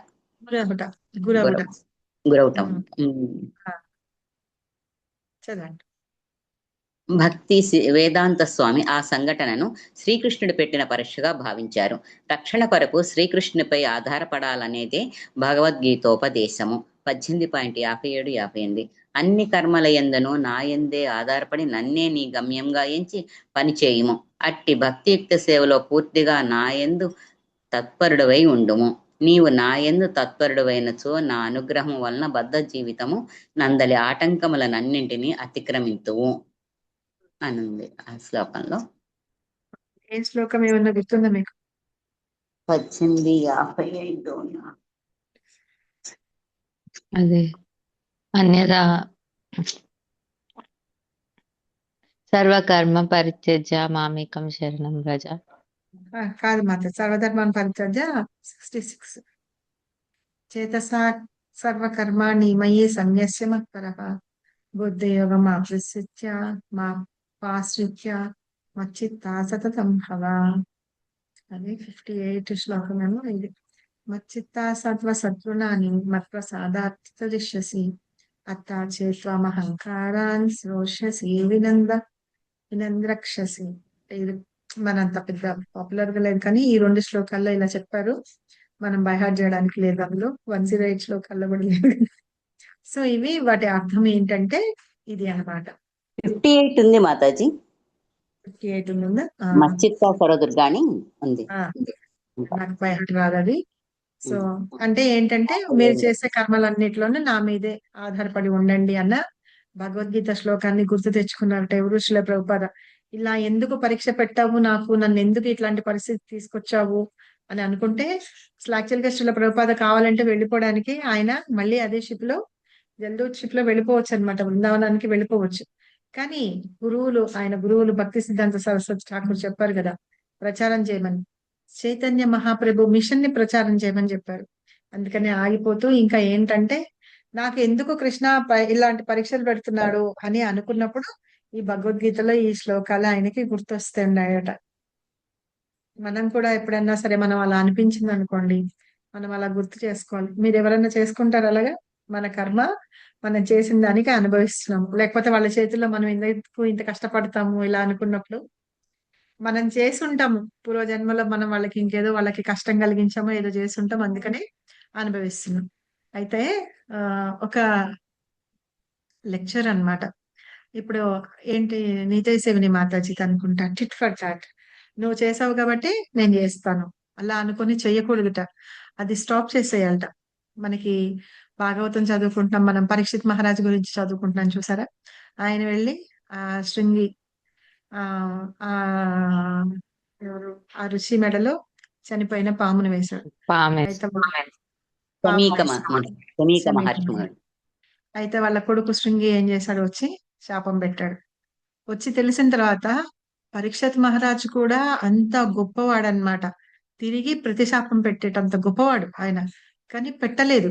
ఎందుకు అంటే దాన్ని అక్కడ స్టాప్ చేసేయాలి. మళ్ళీ ఈయన శాపం పెట్టడం, మళ్ళీ అక్కడ శాపం పెట్టడం అవన్నీ కాదు కదా. దీనికి కంక్లూజన్ ఏంటి? అదే అక్కడ అండి చేసేయాలన్నమాట. ఇప్పుడు మనం సైలెంట్ గా ఎవరైనా మనల్ని తిట్టారు అనుకోండి, అవసరం అయితే మాట్లాడాలి, లేకపోతే అవసరం లేదనుకోండి వెళ్ళిపోవడమే అక్కడి నుంచి. అలా చేయడం అన్నమాట.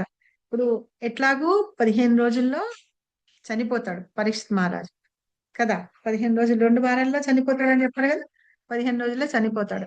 తక్షకుడు ఎలాగూ కాటు వేస్తాడు, చనిపోతాడు. ఈ లోపల ఈ టైం ఎందుకు వేస్ట్ చేయాలి? శాప ప్రతిశాపాలు పెట్టుకుంటూ వాళ్ళ మీద రివెంజ్ తీర్చుకోవడం అలా కార్యక్రమాలు పెట్టుకున్నాం అనుకోండి, ఆ 15 రోజులు వేస్ట్ గానే అయిపోతాయి, ఎలాగో చనిపోతాడు. ఈ లోపల మనం ఏం చేయాలి అనేది అన్నమాట. అలాంటివి మనం భాగవతం నుంచి నేర్చుకోవాలట. అలాగే శుక్రాచార్యుడు తెలుసు కదా మీకు? శుక్రాచార్యుడు తెలుసు కదా, రాక్షసుల గురువు.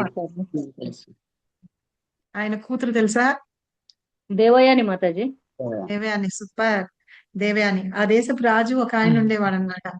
ఆయన కూతురు శర్మిష్ట. వీళ్ళిద్దరూ మంచి ఫ్రెండ్స్ అన్నమాట. శర్మిష్ట, దేవయాని వీళ్ళిద్దరూ మంచి ఫ్రెండ్స్. అయితే ఒకసారి ఇట్లాగే స్నానం చేయడానికి తెలుసా? తెలిసి అవును, స్నానం చేయడానికి వెళ్ళినప్పుడు ఏంటంటే అటువైపు నుంచి దేవతలు వాళ్ళెవరో వస్తూ ఉన్నారు అని చెప్పేసి వీళ్ళు ఏం చేస్తారు, కంగారులో పడి ఈ రాజు కూతురు ఏం చేసిందిట, దేవయాని దుస్తులు ధరించింది. అర్థమైందా? ధరించేటప్పటికి దేవయానికి కోపం వచ్చిందిట. కోపం వచ్చి బట్టలు వేసుకోవడం పక్కకు పెట్టి ముందు నా దుస్తులు వేసుకుంటావా అని పిచ్చి పిచ్చి మాటలన్నీ మాట్లాడుతుందన్నమాట. మీ బ్రాహ్మణులందరూ మా మోచేతి నీళ్లు తాగేవాళ్ళు, మీ నాన్నకి మా నాన్న చెప్పడము చేయడం చేయకపోతే మీరు అసలు దేశాన్ని పరిపాలించడమే లేదు అని, మేమంటే చాలా గొప్ప స్థాయిలో ఉన్నాము బ్రాహ్మణులము, అలాంటిది మా దగ్గర దాసీలుగా ఉండే మీరు నా దుస్తులు వేసుకుంటావా అని చెప్పేసి ఆ అమ్మాయిని తిడుతుందన్నమాట. ఈ అమ్మాయికి కోపం వచ్చి ఏం చేస్తుంది, ఆ అమ్మాయిని పక్కనే ఉన్న బావిలోకి తోసేస్తుంది. ఆ బావిలో నీళ్లు ఉండవన్నమాట, తోసేసి వెళ్ళిపోతుంది. అయితే ఆ దేవయాని అలా ఉన్నప్పుడు ఎవరు, యయాతి రాజు అటువైపు నుంచి వస్తాడు. వచ్చి చూసి ఆవిడ్ని, అందాన్ని చూసి ఆవిడ పెళ్లి చేసుకుంటాడు. అయితే ఇప్పుడు ఒక రాజుని ఎలాగ పెళ్లి చేసుకుంటుంది? బ్రాహ్మణ యువతి కదా. అయితే ఈ శర్మిష్ఠ ఏం చేస్తుందంటే తను ఈ రాజు తోటి మంచిగా ఉంటూ అతనితోటి పిల్లల్ని కంటుంది అనమాట. సో అంటే నువ్వు నాకు ఇది చేసావు కాబట్టి నేను నీకు ఇది చేస్తా, అంటే నువ్వు నన్ను పడేసావు కాబట్టి నేను ఇలా రాజుని పెళ్లి చేసుకుంటా. నువ్వు రాజుని పెళ్లి చేసుకుంటావా, క్షత్రియుని ఎలా పెళ్లి చేసుకుంటావు, కాబట్టి నేను ఆ రాజుతోటి నేను ఉంటానని చెప్పి ఈ రాజుతోటి పిల్లల్ని కంటుంది అనమాట. మళ్ళీ వెళ్ళి ఇవిడ శుక్రాచార్యుడికి చెప్తుంది. శుక్రాచార్యుడు వచ్చి మళ్ళీ శపం పెడుతుంట. ఇట్లాగా ఏంటంటే వీళ్ళది నెవర్ ఎండింగ్ స్టోరీ అన్నమాట. ఇలాగ ఒక తర్వాత ఒకటి జరుగుతూ ఉంటుంది. కాబట్టి మనం ఎప్పుడుట టిట్ ఫర్ టాట్ అని ఆలోచించకూడదుట. ఇది తెలుగులో కూడా ఉంది, కావాలంటే వినండి. మరి ఆ టాపిక్ ఏంటి అని తెలియదు నాకు యాక్చువల్ గా. నాకు మాత్రం కుక్క టిట్ ఫర్ కాటుకు టాట్ చెప్పు దెబ్బ అంటారు మాతాజీ. కుక్క ఆ కాటుకు చెప్పు దెబ్బ. కాదు కాదు ఆ తెలుగులో కుక్క కాటుకు చెప్పు దెబ్బ అంటారు. కానీ ఆ టాపిక్ ఏంటంటే పేరు మాతాజీ ఏం పెట్టారని నాకు ఐడియా లేదు. మీరు ఏమన్నా ఉంటే కనుక చూడండి. అది నేను లైవ్ మాతాజీ మొన్న ఎప్పుడో ఆస్ట్రేలియా అటు వెళ్ళారు చూసారా, అక్కడ క్లాస్ తీసుకున్నప్పుడు నేను విన్నదన్నమాట. సో ఇట్లా ఏంటంటే ఎప్పుడైనా సరే మనం అలా ఉండకూడదుట. ఆ టాపిక్ ని ఏంటంటే ఎండ్ చేసేయాలట. ఎండ్ చేసేస్తే సరిపోతుంది అనమాట. అలాగే పృథు మహారాజ్ కూడా, పృథు ఏం చేస్తాడు, ఆ యజ్ఞాలు చేస్తూ ఉంటాడు.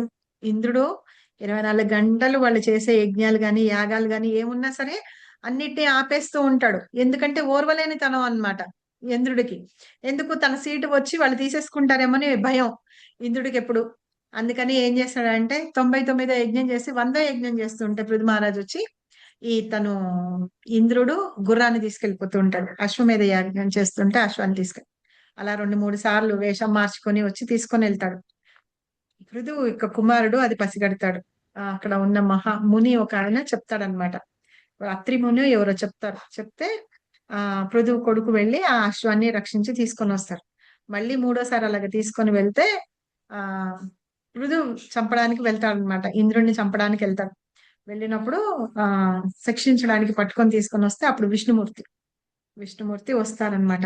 అలా కాదు, అతను కూడా వైష్ణవుడే కదా, వదిలిపెట్టేస్తాడు. భగవంతుడు చెప్పారు కదా, ఇలాగ నువ్వు చేయడం మూలంగా నీ పేరు కానీ నీ యశస్సు, అంటే నీకున్న పేరు ప్రఖ్యాతులు ఏవేవైతే ఉన్నాయో అవి తగ్గిపోవు. నువ్వు అతన్ని వదిలిపెట్టేసినంత మాత్రాన, క్షమించి వదిలిపెట్టేసినంత మాత్రాన నేను తగ్గిపోవు. ఇవి వదిలిపెట్టేయి. 100వ యజ్ఞం చేయాల్సిన అవసరమే లేదు. 100వ యజ్ఞం చేస్తే నీకు ఎంతలాంటి గొప్ప పేరు ప్రతిష్టలు వస్తాయో, నువ్వు 99 చేసినా నీకు అవే వస్తాయి అని చెప్పి విష్ణుమూర్తి చెప్తాడనమాట. అప్పుడు ఇంద్రుడు కాళ్ళ మీద పడతాడు. కాళ్ళ మీద పడితే ఈయన తీసి ఆలింగనం చేసుకుంటాడు అనమాట. అక్కడ కాదు, ఒక వైష్ణవుడి యొక్క స్థానం ఎక్కడ, ఇంకొక వైష్ణవుడి యొక్క హృదయంలో. కాబట్టి నువ్వు కాళ్ళ మీద పడుకొని లేపుతాడనమాట. సో అక్కడ పృథు మహారాజ్ ఏం చేస్తాడు, అక్కడ ఎండ్ చేసేసాడనమాట భగవంతుడు వచ్చి చెప్పంగానే. అలాగా ఏంటంటే నువ్వు ఇది నాకు చేసావు కాబట్టి నేను ఇది నీకు చేస్తా, మళ్ళీ నువ్వు చేసావు కాబట్టి నేను చేస్తా అనుకొని నువ్వా నేనా అని అనుకోకూడదట. ఎప్పుడైనా సరే దాన్ని ఎండ్ చేసేయాలి. అదే ఇక్కడ మనం ఇప్పుడు ఇది ఎందుకు చెప్పుకున్నాము,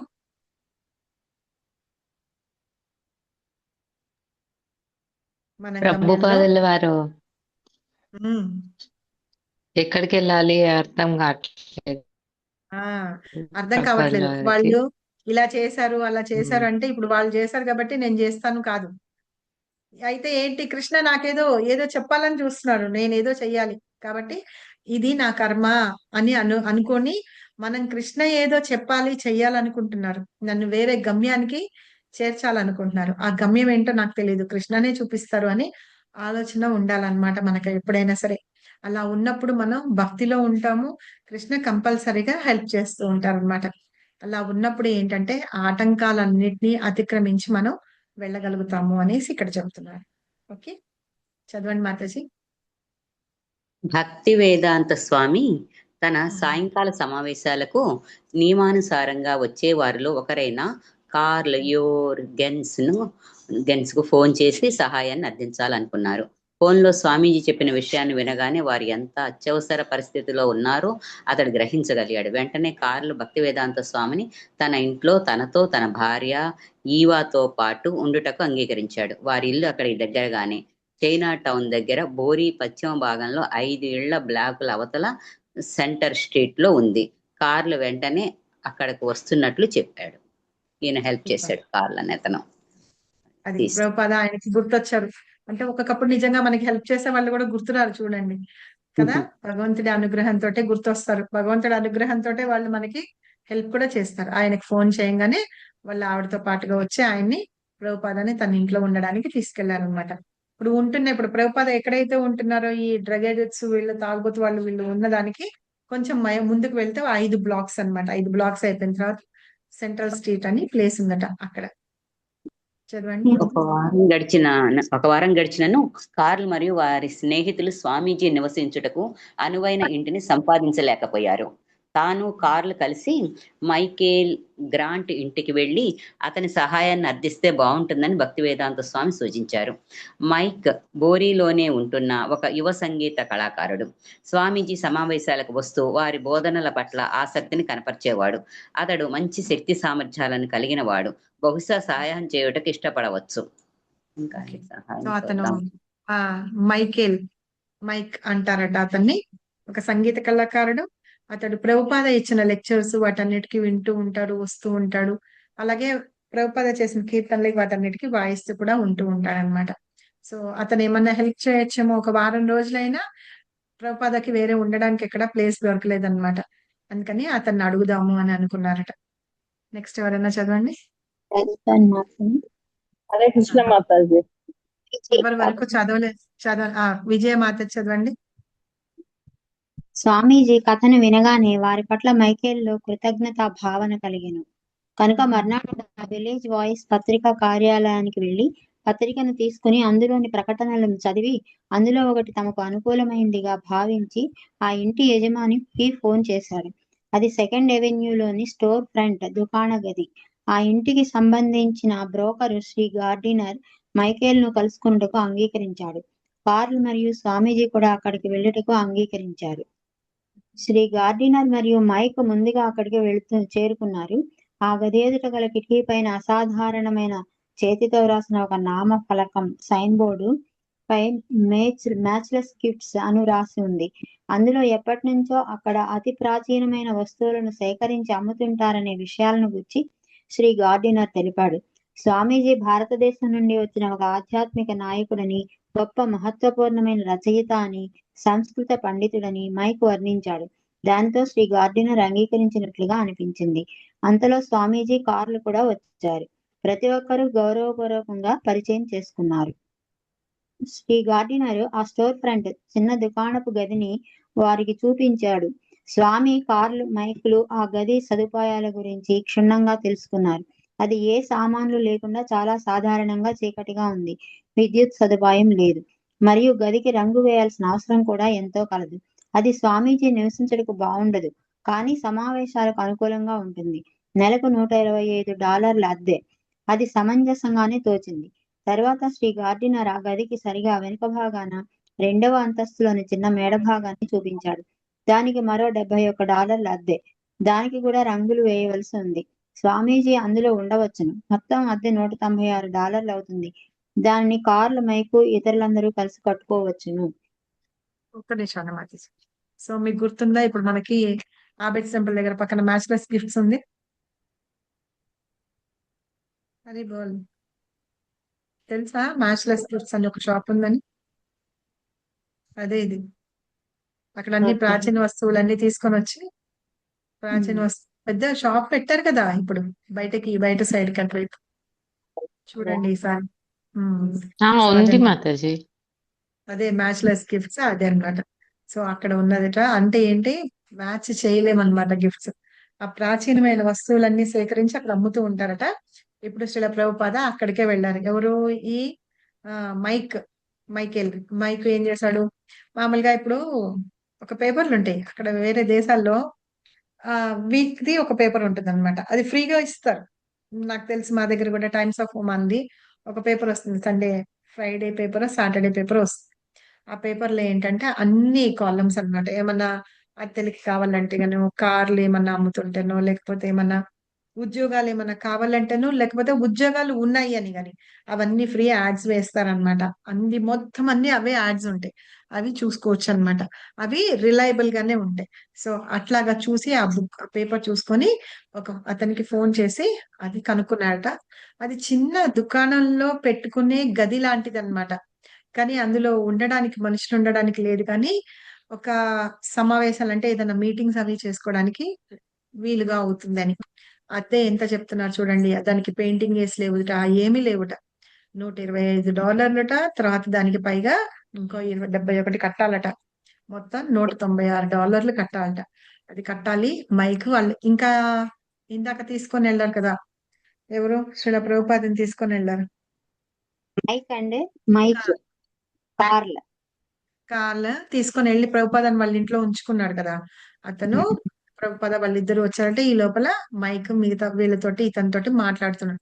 మైక్ అంటే సంగీత కళాకారుడు అని చెప్పుకున్నాను చూసారా, అతను ఆ అబ్బాయి, యంగ్ బాయ్. చదవండి మాతాజీ. భక్తి వేదాంత స్వామి తాను స్థాపించబోయే కృష్ణ చైతన్య సంఘానికి శ్రీ గార్డినర్ ను మొదటి అధికారిగా, ట్రస్టీ, ధర్మకర్తగా చేయాలనుకున్నారు. మాటల సందర్భంలో స్వామీజీ శ్రీ గార్డినర్ కు శ్రీమద్ భాగవత ఆంగ్లానువాదం 3 సంపుటాలను బహుకరించి తన శుభాకాంక్షలను తెలుపుతూ పైన అట్ట లోపలి భాగాన అంకితమిస్తున్నట్లుగా వ్రాసి క్రింద ఏసీ భక్తి వేదాంత స్వామి అని సంతకం చేశారు.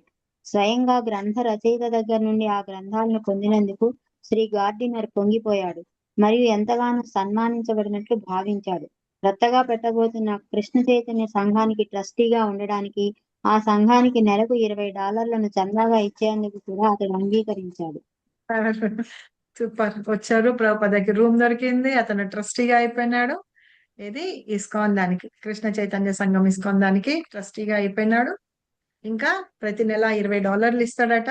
కృష్ణుల ప్రభుపాద ఏం చేశారు, ఆయన ట్రాన్స్లేట్ చేసిన బుక్స్ ఉన్నాయి కదా, అవి భాగవతం బుక్స్ అతనికి ఇచ్చారనమాట. ఇంకెవరన్నా ఉన్నారా చదవాల్సిన వాళ్ళు? ఎంతుంది? ఇంకా చాలానే నేను ఉంది. మాతాజీ ఆ, కరెంట్ లక్ష్మీ మాతాజీ. లక్ష్మీ మాతాజీ కరెంట్ పోయింది ఇప్పటి చదువు. వరకు. అవునా, వచ్చిందా ఇప్పుడు? వచ్చింది. చదవండి అయితే, మీరు చదివాక ఏం చేశారు. ఎన్నో పేజ్ మాతాజీ? ఇప్పుడు ఇక్కడ దీని మీద చదవలేరు. 75. కింద నుండి 2వ పేరా ఉంటుంది. ఆ, ఆ మేడ భాగానికి రంగులు వేయించి. బుక్ అయితే 34 పేజీ. 34 పేజ్ మాతాజీ. కాదు మాతాజీ, 34 కాదు, 70. చదవండి.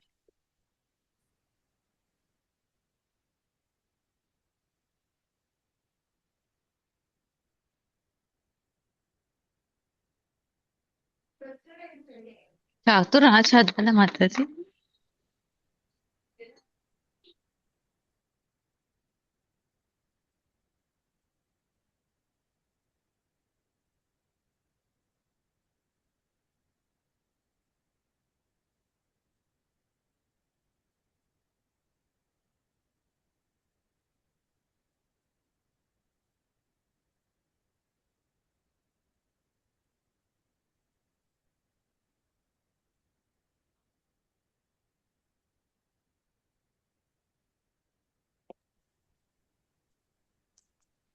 చదవండి మాతాజీ.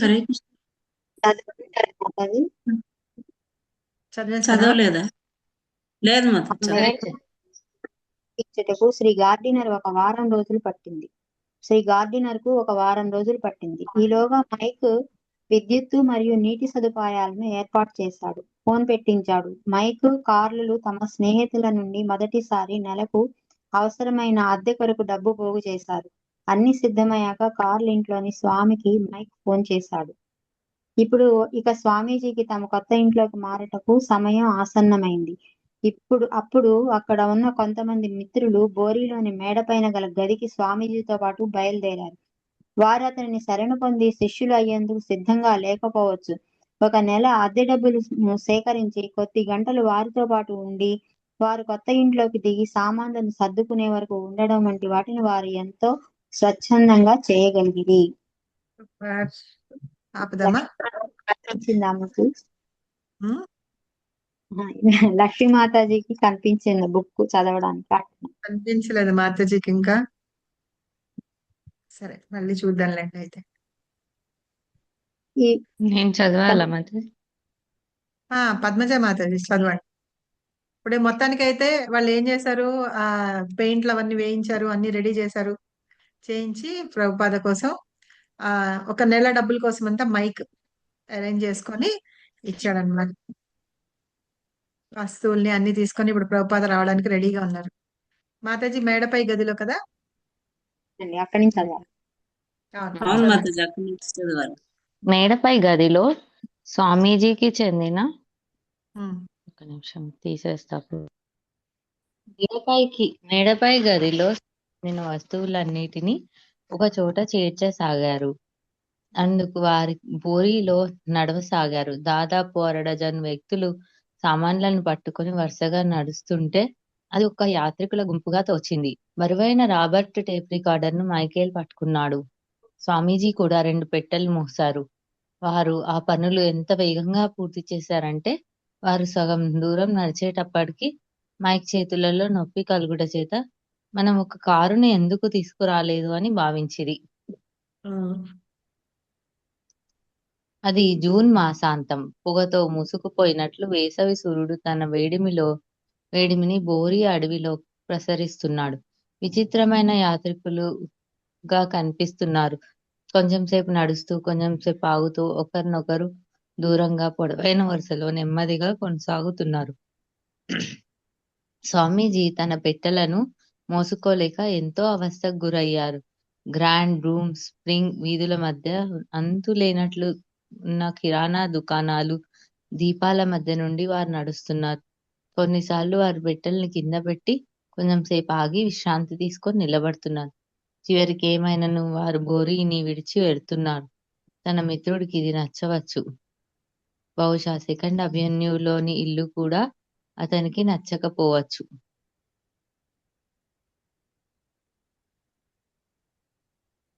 బోరీలోని స్కిడ్రో వారు స్కిడ్ రో. ఇక్కడ ఉండబోవడం లేదు. వారు సాల్వేషన్ ఆర్మీ విశ్రాంతి ఆలయం ముందు గల నిర్జన ప్రదేశం నుండి నివాస గృహాలు లేని వ్యక్తులను దాటి, తెరిచి ఉన్న హోటళ్లను దాటి, వీధి దీపాల వద్ద ఆగుతూ, తెలియని వ్యక్తుల ప్రక్కన నిలబడుతూ, వారితో పాటు అవస్థలు పడుతూ వస్తున్నటువంటి వారి మిత్రులు ఎక్కడికి వచ్చారని గమనిస్తూ ముందుకు నడవసాగారు. బోరీలోని ఉమ్, బోరీలోని చదివేయండి. ఉమ్, బోరీలోని కళాకారులకు మరియు సంగీత కళాకారులకు స్వామీజీ ఒక ఆధ్యాత్మికంగా ఉన్నతమైన వ్యక్తిగా కనిపించారు. వారు భగవంతుడే నడిపిస్తున్నందున వారి స్వంత ఇంటిని ఏర్పాటు చేయాలనే ఉత్సాహంతో ఉన్నారు. దానితో వారు అమూల్యమైన ఆధ్యాత్మిక సేవను చేసి ఇతరులకు కూడా ఆధ్యాత్మికను పంచగలని భావించారు. వారి సహాయంపై ఆధారపడి ఉన్నప్పటికీ స్వామీజీ ఉన్నత స్థితికి చెందిన వారని వారికి తెలుసు. తనకు తానే రక్షకుడు, లేనిచో వారు చెప్పినట్లు భగవంతుడే వారిని రక్షిస్తున్నాడు. అసలు ప్రభుపాద ఏం చేశారు, రూమ్ లోకి షిఫ్ట్ అయిపోతున్నారు అన్నమాట. అయితే ఇక్కడ ఈ సంగీత కళాకారులు ఆ తోటి వాళ్ళతోటి ఉంటూ కనిపించారు. ఇంకా మొత్తానికి ఏంటంటే ఆ సొంత ఇంట్లోకి వెళ్ళిపోవాలనుకున్నారు, వెళ్ళిపోతున్నారు. $190 పెట్టి అక్కడికి వెళ్తున్నారు అన్నమాట. అయితే ఆ ఉత్సాహం ఉంటుంది చూసారా, సామాన్లు మోసుకొని వెళ్ళడం, ఇదంతా కొత్త రూమ్ లోకి, కొత్త ఇంట్లోకి వెళ్ళిపోతే ఎట్లా ఉంటుంది, అలా అన్నమాట. అదంతా అసలు ఇప్పుడు కొత్తగా స్కూల్స్ కూడా ఓపెన్ చేశారు. స్కూల్ ఓపెన్ చేస్తే కొత్త పుస్తకాలు వస్తాయి, ఎంత ఆనందం కదా, అవి కూడా అన్నమాట. సో అట్లాగా వాళ్ళందరికీ అనిపించిందిట. అయితే వీళ్ళందరికీ తెలుసు, స్వామీజీ అంటారు కదా అక్కడ ప్రభుపాద అని, కొంతమంది ప్రభుపాద అంటారు, కొంతమంది స్వామీజీ అంటారు. ఆయన ఎట్లా ఆలోచిస్తారంటే భగవంతుడు ఉన్నాడు, రక్షిస్తాడు అనే ఆలోచన ఉంటుంది చూసారా, అది శ్రీల ప్రభుపాదకి ఉంది. మిగతా వాళ్ళందరూ కూడా ప్రభుపాదాన్ని ఫాలో అవుతూ ఉన్నారు అనమాట. అది ఒక యాత్రికుల గుంపు పోయినట్టు పోతున్నట్టు అనిపిస్తుంది మాతాజీ. వాళ్ళు సామాన్లు బాగుంది ఒక కళ్ళు మాతాజీ, అదొకటి తీసుకొని చాలా ఒక బాగా సామాన్ అనిపిస్తుంది. తీసుకొని, అవును, ప్రభుపాద కూడా 2 సూట్ కేసులు పెట్టెలు పట్టుకొని వెళ్తూ, ట్రంక్ పెట్టెలు పెట్టుకొని వెళ్తూ, మిగతా వాళ్ళందరూ ఆయనకి సామాన్లు తీసుకొని రావడము చేయడము అంతా. ఇప్పుడు మొత్తానికి అయితే ఆ మ్యాచ్ లెస్ గిఫ్ట్, ఆ దుకాణం షాప్ ఏదైతే ఉందో అక్కడ శ్రీల ప్రభుపాద ఉండబోతున్నారు అనమాట. మాతాజీ ప్రభుపాదుల వారి ఇది చదువుతుంటే అనంతకోటి వైష్ణవునికి జయ, అనంతకోటి ఆచార్యునికి జయ, శ్రీల ప్రభుపాదకి జయ, శ్రీల గురుదేవుడికి జయ, నీత గౌ సీతనాథ్ ప్రేమానంది హరి హరి బోల్. చెప్పండి మాతాజీ. నేను జాబ్ కోసం హైదరాబాద్ వచ్చిన కొత్త రోజులు గుర్తొస్తున్నాయి.